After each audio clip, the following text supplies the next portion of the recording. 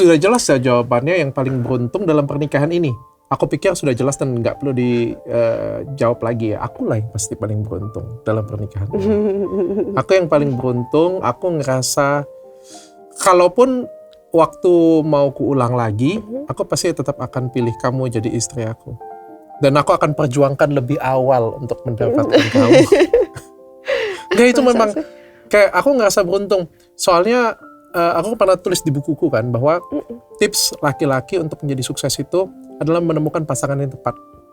Dan menurutku salah satu yang membuat aku bisa berada di posisi seperti sekarang, sukses seperti sekarang, bisa bangun Athena Group sebesar ini, punya kedewasaan dan punya kebijaksanaan seperti ini, itu karena kamu yang mendampingin aku. Kalau orang lain yang mendampingin aku, mungkin aku belum tentu bisa ada di posisi ini.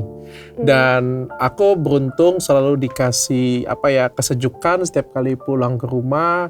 Aku selalu dikasih nasihat yang positif. Kadang aku nakal, kadang pikiran aku nggak baik. Tapi kamu selalu sebagai istri itu selalu mencoba memperbaikin tapi bukan menghakimin. Jadi kamu tuh nggak ngakimin aku, kamu salah loh, kamu kayak gini malah dimarahin, diomel, enggak. Tapi kayak aku ngomong, dibimbing tapi akunya kayak nggak ngerasa diajarin. Aku tuh bukan suami yang takut istri, aku nggak nurut dengan istri kayak gitu, tapi dia berhasil buat aku tuh patuh nurut dengan dia karena bisa memberikan contoh dan ya pokoknya kayak gitulah.